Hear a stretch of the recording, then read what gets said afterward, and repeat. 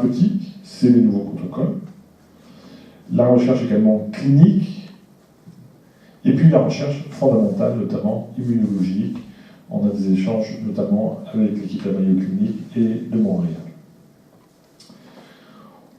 On va revenir à des choses simples. Déjà, comment suspecter une sclérose en plaques? Et je pense que cette diapositive, il faudrait la donner à tout le monde. Parce que tout le monde a entendu une cousine, la fille de mon voisin, la petite nièce de ma voisine. On lui aurait dit qu'elle aurait une sclérose en plaques. Donc je pense que cette diapositive, un médecin généraliste, une infirmière, devrait l'avoir dans son bureau. Comment suspecter une sclérose en plaques? D'abord, c'est une maladie du sujet jeune. En moyenne, c'est 25 ans. Il y a des formes plus tardives, des formes plus précoces. En moyenne, c'est 25 ans. Dans ce terrain de sujet jeune, il va y avoir des symptômes neurologiques. Des signes sensitifs, fourmillement, troubles de l'équilibre, ce qu'on appelle le signe de l'hermite, c'est-à-dire que quand on baisse la tête, il y a une sensation d'électricité le long de la colonne du rachis cervical, qui est une traction en fait, médulaire, des névralgies faciales. Ça, c'est les signes sensitifs. Deuxième point, les signes moteurs, gêne à la marche, une main où il y a moins de force. Troisième signe de mode d'entrée dans la maladie, c'est les signes visuels. C'est une petite jeune de 23 ans, elle va voir ses parents en disant « mais c'est bizarre, c'est flou ». Et puis quand je bouge, j'ai mal à l'œil. C'est ces deux choses, c'est une baisse de la vision, c'est rarement une cécité. C'est un peu comme si c'est le brouillard, et quand je bouge l'œil, j'ai mal. Spontanément, j'ai pas mal, mais quand je bouge l'œil, j'ai mal. Qu'est-ce qui se passe? C'est que cette maladie, c'est une maladie de la myéline, avec une inflammation, et vous allez avoir le nerf optique, qui est un nerf, qui a pour rôle de transmettre l'influx lumineux qu'on voit au niveau du cerveau, qui va être attaqué par la réaction inflammatoire, et qui va le gonfler, et quand ça bouge, ça fait mal. Et ça, c'est douleur à mobilisation oculaire, c'est 90% des neurites optiques inflammatoires, et pour nous, c'est très important en urgence. Quand on voit un malade en urgence avec une baisse de la vision, s'il nous dit qu'il a mal en bougeant l'œil, c'est pas un corps étranger, c'est pas une kératite, on fait l'IRM. Donc ça va extrêmement vite. Vous voyez, c'est des choses simples, il n'y a rien de compliqué. Et donc, ça c'est extrêmement important. L'anévite optique, c'est une inflammation du nerf optique. Il n'y a plus d'information visuelle qui va de l'œil au cerveau. C'est une baisse de la vision avec des douleurs à mobilisation oculaire. Ensuite, des troubles de l'équilibre. Voilà, ce qu'on appelle l'ataxie, parce que les voies d'équilibre sont intéressées par la maladie. Donc ça, c'est la suspicion. C'est la petite jeune de 23 ans qui dit ça à ses parents, qui va voir en urgence avant de faire son médecin généraliste. C'est la vraie vie, ça. Et comment ensuite on fait? L'IRM. Ces formations, on les fait aussi pour les médecins généralistes. Parce que quand vous faites des enseignements, à la fin, je pose toujours une question au médecin généraliste. Combien de patients sclérose en plaques avez-vous suivi dans votre exercice? De 0 à 3. Vous avez des médecins généralistes qui n'ont jamais eu de patients sclérose en plaques. Vous êtes concerné. Moi, je suis concerné et impliqué. Un médecin généraliste, lui, c'est la grippe, c'est la grossesse, c'est sclérose en plaques, voilà, il y pense. Et donc, on essaye aussi de former les médecins généralistes pour suspecter sur la partie clinique, qu'on vient de voir, et déclencher ensuite l'IRM. L'IRM, un examen qui est sans danger, je ne parle pas du gadolinium, l'examen lui-même, va nous montrer ce que vous voyez ici, des taches.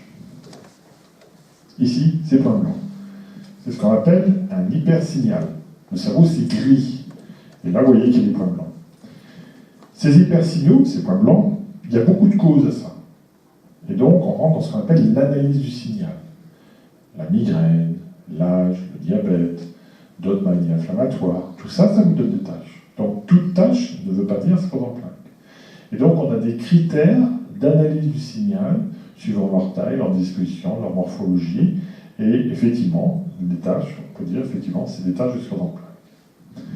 Ces points blancs, c'est la manifestation objective de la maladie. C'est l'outil objectif, c'est pas j'ai des fourmillements. Là, c'est la visualisation. Et souvent, moi, à mon bureau de consultation, je regarde l'IRM avec les patients. On voit ensemble l'IRM. C'est toujours intéressant. Et donc, vous voyez que sur cette IRM, il y a plusieurs points blancs. C'est une de mes malades, j'ai fait en 2013. Je l'ai bien, c'était le week-end de Pâques. Et elle avait fait ce qu'on appelle une névrite optique. Et on voit ici, c'est une nerf optique avec un aspect inflammatoire. Et sur l'IRM, elle avait des taches à distance. Et vous voyez qu'il y a plus de 2 points blancs. Ça veut dire que même si le malade a fait un seul symptôme, notamment visuel, sur l'IRM, il y a bien à distance d'autres tâches. C'est-à-dire que le problème n'est pas qu'un problème de l'œil. Le problème est diffus. C'est ce qu'on appelle la dispersion spatiale. C'est-à-dire qu'on est bien sur une porte d'entrée focale, optique, mais l'IRM nous confirme qu'à distance, on est bien sur une maladie neurologique avec la dispersion spatiale, puisqu'il y a d'autres zones intéressées. Et ça, c'est important, parce que vous verrez dans les critères diagnostiques, c'est ce qu'on appelle la dispersion spatiale, il faut au moins 2 tâches au niveau du cerveau. Comment arriver au diagnostic de la sclérose en plaques? Tous les 5 ans, nous avons des critères diagnostiques qui sont revus par un groupe mondial. En fait, on prend un neurologue, un neuroradiologue américain, canadien, allemand, français, etc. Ils se réunissent, ils éditent des critères, et on doit les appliquer. Ce qu'on appelle des critères McDonald, comme McDo. C'était le nom d'un neurologue londonien. Ces critères, les premiers critères, c'est 1997, 20 ans. Tous les 5 ans, ils sont revus. Aujourd'hui, on utilise des critères dits de 2010. Ils ont été revus il y a 6 ans. Comment on arrive au diagnostic de la sclérose en plaques? C'est extrêmement simple. Premièrement, une poussée. Il faut qu'il y ait une porte d'entrée clinique. C'est la première dia. Comment suspecter une sclérose en plaques? Deuxième point, c'est l'IRM. Avec des critères de dispersion spatiale, au moins 2 lésions, 2 taches blanches de sclérose en plaques. Ça veut dire dans l'espace neurologique central, il y a déjà eu d'autres attaques, même si ce ne sont pas perçues. Et la dispersion temporelle, ça veut dire qu'on est bien sur une maladie chronique, c'est l'apparition de nouvelles lésions sur une IRM de contrôle. Ça veut dire que même si on n'a pas refait pousser sur une IRM 3 mois plus tard, il y a une nouvelle tâche. Ça veut dire que sur le plan immunitaire, il y a eu une activité. Je vais vous donner un exemple. L'hernie discale. Bon. L'hernie discale, c'est focal. J'en ai mis un hernie, je suis guéri. Voilà. L'hernie discale, dans le temps, ça n'évolue pas. Si on enlève, c'est fini, ça ne revient pas. Et donc, l'hernie discale l'oppose à la sclérose en plaques. Puisque la sclérose en plaques, dans l'espace neurologique, il y a plusieurs signes d'attaque, et dans le temps, on va refaire les symptômes. C'est ça le principe de la dispersion temporelle spatiale que l'IRM nous valide en fait. Une fois que vous donnez un diagnostic, l'annonce diagnostique, c'est extrêmement important. Quelle que soit la maladie importante, cancer, sida, génétique, ce que vous voulez, il y a un moment avant, un moment après, dans la vie d'un être humain. Certains savent, il y a 2 ans, je n'étais pas en grande forme. Moi aussi, j'ai eu une annonce diagnostique. Je ne voudrais pas ce que j'ai eu. Mais il y a un moment avant, un moment après. Et donc, tout peut se dire. Mais c'est quand et comment? Et donc, le pire, je reprends toujours ma petite étudiante, 23 ans, son médecin généraliste lui dit va aux urgences. Hein, en gros, c'est à peu près ça. Elle arrive aux urgences, déjà elle attend 6 heures. Donc, il faut faire une IRM. Donc, la tension, elle monte d'un cran. Puis là, on arrive à elle effrayée, ça va, vous allez bien? Et puis, on dit là, il va falloir en neurologie. Déjà, ça commence mal. Vous venez que pour un œil, le passage. Et puis là, on attend encore 2 heures, l'ambulancier, le brancardier, il y a une infirmière qui passe et qui dit, la porte était ouverte, oh, ça doit être une sclérose en plaques. Est-ce que je me trompe beaucoup? Donc elle voit un interne de neurologie dévoué. Et pour que tout se passe bien, il lui dit, il va falloir faire une ponction lombaire. J'ai 23 ans. Comment voulez-vous gérer une annonce diagnostique dans ces conditions-là? Pas de diagnostic, pas de nom de maladie du diagnostic au moment aigu, on fait le bilan, etc. Ensuite, on revoit les malades un mois après, en moyenne, on se pose, on voit d'abord comment ils vont, et là on parle, effectivement, des mots. Et les mots, c'est important. Et le mot sclérose en plaques, le malade, pour lui, c'est un moment cardinal. Et donc, il y a des moments où on ne peut pas annoncer le diagnostic. C'est pas le moment. Le malade est en état de choc, il refuse, il y a une sidération, etc. Mais il faut revoir le malade. On laisse le temps. L'éducation thérapeutique peut aider à ce moment-là. Voilà, il faut que les choses s'aplanissent. Une fois que le diagnostic est donné, il y a une deuxième consultation, 4-6 semaines après, pour restituer la consultation diagnostique. Qu'est-ce que vous avez compris? Quelles ont été les questions quand vous êtes rentré chez vous? Que vous ont dit vos parents? C'est très important. La notion du temps, c'est extrêmement important. On a tout notre temps. Il faut que ça soit bien fait. Et donc voilà, c'est maintenant qu'est-ce qu'on fait? Et là, éventuellement, on peut discuter de traitement. Parce que quand vous donnez un diagnostic formel d'une maladie importante, c'est bien, mais le malade, lui, il veut voir une chose, c'est le pronostic. C'est qu'est-ce que je veux dire? Ah oui, c'est humain. Et donc, le neurologue qui va donner le diagnostic, il doit, lui, déjà connaître les éléments du pronostic et peut-être du traitement. Et donc, ça, c'est extrêmement important, ces premiers contacts, parce que ça va favoriser l'appropriation du diagnostic pour le malade et ses apparentés, et aussi l'adhérence au projet médical. Le projet médical, ce n'est pas forcément de convaincre le malade d'être traité. C'est en tout cas d'être bien suivi. Un petit peu différent. Et donc, toute cette phase, qui doit être lente et le mieux fait possible dans cette période d'adversité, va conditionner beaucoup de choses inconscientes, et notamment le vécu de la maladie 10 à 15 ans plus tard. Moi, j'ai une malade que je soigne depuis 92, et c'est toujours ma malade, voilà. Et elle me dit, Thiago, je n'ai jamais accepté votre diagnostic. Vous êtes pour rien. Mais je n'ai jamais accepté. Je le sais pour moi-même. Je suis à la négociation, je fais ce que vous dites, c'est sympa, tout se passe bien. Mais je n'ai jamais accepté la faute. Et donc, ça, c'est très individuel. Ça peut mettre des années à accepter son diagnostic. Il y a des malades qui n'y arrivent pas. Il y a des malades qui comprennent. Ou il y a des malades qui viennent vous voir en disant, on arrête, monsieur Rouge. Moi, je vais regarder, c'est bon, j'ai une scordoniaque. Voilà. Donc, tous les extrêmes se voient. Et nous, on doit comprendre comment le malade, lui, va intégrer tout ça, pour essayer de faire le moins d'erreurs possible, et c'est pas facile. Donc, on arrive au pronostic.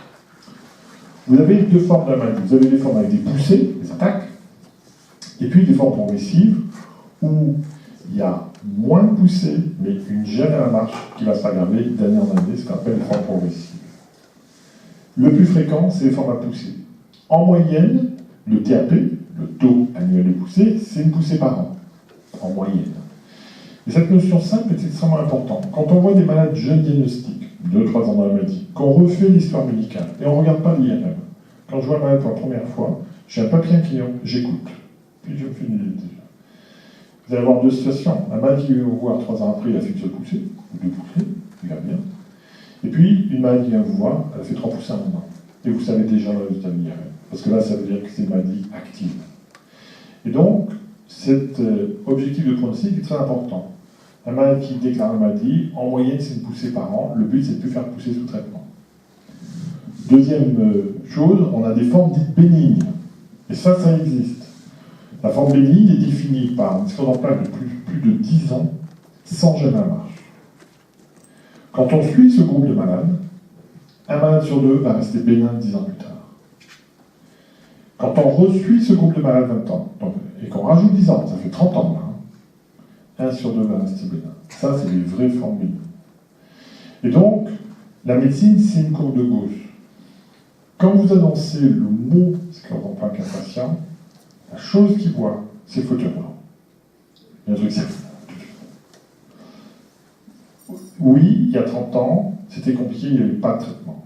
Il y a de la cortisone. Aujourd'hui, les choses ont évolué. C'est pas parfait, moi. Les choses ont évolué.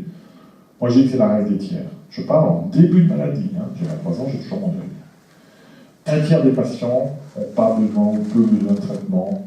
10 ans plus tard, ils vont bien. 15 ans plus tard, ça va bien. Un tiers des patients vont devoir être traités. Et parfois, c'est compliqué. Et parfois, on va devoir prendre des traitements, parfois un peu incisifs, parce qu'on n'a pas de choix. Mais ils vont aller bien, finalement. Il y a un tiers des malades, c'est vrai. Il y a une perte d'autonomie à la marche. Et au pire, le fauteuil roulant. Et on est obligé de le dire, c'est l'honnêteté. Mais ce n'est pas l'autoroute d'un fauteuil roulant. C'est un risque. Deuxième point, l'histoire naturelle de la maladie a été bousculée par les traitements. Il y a 30 ans, il n'y avait pas de traitement. Aujourd'hui, on sait que maîtriser les poussées en début de la maladie, dans les 5 premières années, va permettre d'éviter le handicap 30 ans plus tard. Donc il y a toute cette vision de la maladie qui a énormément changé en 20 ans de médecine. Et donc, quand on voit un malade, on a des items d'éléments pronostiques. Et on rentre un petit peu dans la médecine personnalisée. Je vois mon malade, et je vais mettre mes lignes en disant, ben ça, je suis plutôt un bon pronostic. Donc on va discuter éventuellement de traitement. On n'aura peut-être pas le même discours qu'un patient qui a des éléments de mauvais pronostic. Et de mauvais pronostic, c'est à 30 ans. C'est pas dans un mois. C'est comment je vais être dans 30 ans. Et c'est vrai que d'être un sujet féminin, alors que la maladie est plus fréquente chez la femme, d'être jeune, de commencer par une atteinte visuelle, une névrite optique, alors que la névrite optique angoisse le malade au contraire, de faire une atteinte sensitive, de ne pas avoir poussé la première année, de ne pas avoir poussé dans les 5 premières années. Et sur la première IRM, l'IRM demandé par médecin généraliste aux urgences. Le fait d'avoir peu de tâches, moins d'illusions, ce sont des paramètres de bon pronostic à 20 ans. Alors, on donne une tendance, bien sûr, mais ça rentre dans ce qu'attend le malade, écologique, qui est l'élément pronostic. Et donc, c'est le début de la médecine personnalisée. Ensuite, basé sur ces éléments pronostiques, on va discuter de traitement. Donc, les malades qui sont en bon pronostic, c'est vrai qu'il y a des malades même qu'on ne traite pas. On fait un consensus, on les revoit 6 mois après, on fait l'IRM, on regarde l'évolution sur l'IRM ou s'il y a eu des poussées. Donc, il y a toute cette notion qui est qualitative. Là, c'est vraiment chaque malade est un cas particulier. On décide de traiter. Voilà, il y a un consensus, on décide de traiter. Et vous vous rappelez, on avait dit première, deuxième, troisième ligne, quatrième ligne. Eh bien, dans la maladie, c'est des cycles en fait. Il y a des moments où la maladie va être active, je vais faire beaucoup de poussées, l'IRM bouge, et là je vais jouer l'efficacité. Et puis je vais sortir de ces cycles et ma maladie va être moins active, moins poussée. Et donc on va jouer la sécurité. Et donc, l'organisation de la décision des traitements, c'est dépousser, mais je vais bien, pas trop de poussée, une IRM qui n'est pas très active, je pars sur la sécurité des médicaments et je vais choisir la première ligne thérapeutique, le groupe des interférons, par exemple l'Emacopax. Par contre, j'ai une maladie qui refait des poussées avec une IRM, vous voyez, il y a de points blancs, et bien là, je vais être obligé d'avoir l'efficacité du traitement. C'est ce qu'on appelle les deuxième, troisième et quatrième. Mais parfois, une fois que la maladie est stabilisée, je peux repartir sur la première ligne. C'est jamais irréversible, c'est de l'aller-retour. C'est l'appréciation de la maladie, comment elle évolue. Donc c'est tout ce dialogue, on disait au début, entre efficacité et sécurité. Alors, comment ça marche cette maladie? Je vais vous mettre la dernière date parce que ça va être un peu compliqué. C'est pas une maladie neurologique. Est-ce que tout le monde est d'accord? D'habitude, il y a un tiers de l'homme. C'est une maladie à conséquences neurologiques, bien sûr. Mais le mécanisme est dysimmunitaire. En fait, vous avez dans le sang des globules blancs, notamment ce qu'on appelle des lymphocytes. Ces lymphocytes luttent contre l'infection, mais ils régulent l'immunité. Il y a des maladies que vous connaissez. La polyarthrite rhumatoïde, la maladie de Crohn.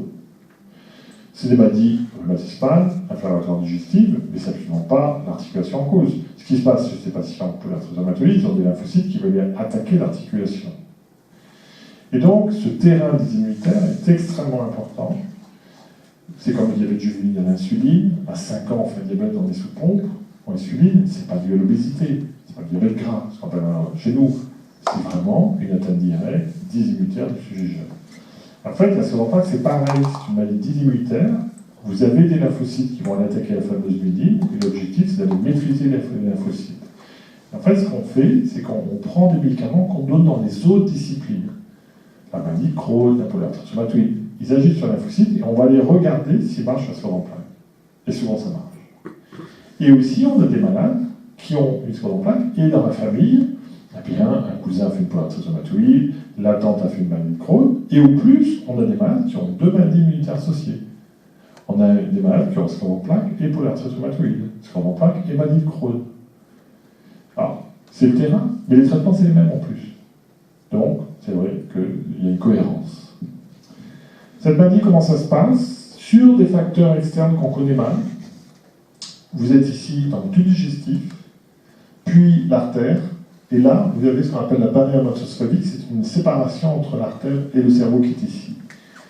Vous allez avoir, pour des causes qu'on connaît mal, une activation de lymphocytes. Ces lymphocytes, ce qu'on appelle lymphocytes T, vont aller passer la barrière hématosphérique et vont rentrer dans le cerveau et attaquer la myéline. Et ce qu'on veut, justement, c'est arrêter ces lymphocytes. On est aujourd'hui sur un traitement préventif d'une maladie connue. J'ai une sclérose en plaques, mais le but des traitements, c'est de ne pas avoir de lymphocytes qui vont abîmer la myéline. C'est un traitement préventif d'une maladie connue. On n'est pas curateur, on est préventif. Ça, c'est la vision extrêmement importante.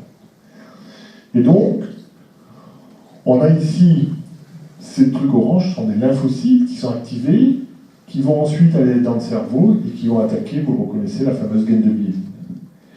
Et à droite, vous avez des anneaux olympiques. Ce n'est pas des anneaux olympiques de la victoire.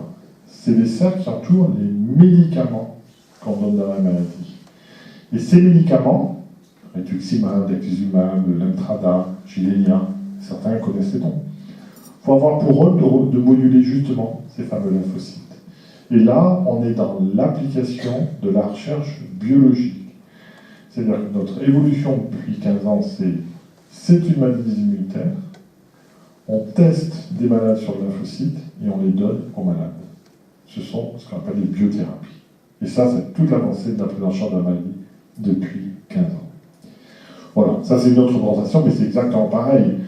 Ici, vous avez un nerf, et là, vous avez la fameuse gaine de myéline. Et dans la maladie, c'est ça qui est attaqué. Ça, c'est normal, ça, c'est abîmé, c'est un fil dénudé. Le but, c'est d'éviter d'abîmer les fils et de voir que la myéline repousse, bien sûr, ce qu'on appelle la régénérescence myélitique. Avant de parler de médicaments, il y a des choses simples aussi, ce qu'on appelle les facteurs environnementaux. Et oui, l'objectif, c'est aussi de maîtriser certains facteurs simples pour éviter que la maladie s'aggrave. Apparemment, le tabac. Il y a encore 3 ans, 4 ans, je disais à mes patients sur leur plan, le tabac, c'est pas bien. Mais je ne sais pas si pour la maladie, c'est dangereux. Voilà, bon, comme ça. Aujourd'hui, c'est pas vrai. Et justement, c'est là où les bases de données sont très importantes. On s'est aperçu, et c'est une étude anglaise, que les patients qui fument régulièrement vont avoir une majoration de handicap 6 ans plus tôt que les malades qui ne fument pas. C'est pas nul, 6 ans. C'est pas 2 mois, c'est 6 ans. Donc déjà, la maîtrise du tabac. Deuxième chose, l'obésité. Et ça, c'est les Américains surtout. Parce qu'ils ont un gros problème là-bas d'obésité, vous savez. Et donc l'obésité est un facteur donné de sévérité de la maladie, ça augmente la fréquence de la maladie. Et donc, l'obésité, on n'aime pas dans ce qu'on en plaint. Alors en France, le problème est mineur. Hein. Mais aux États-Unis, ça pourrait être quotidien. Ils mangent mal,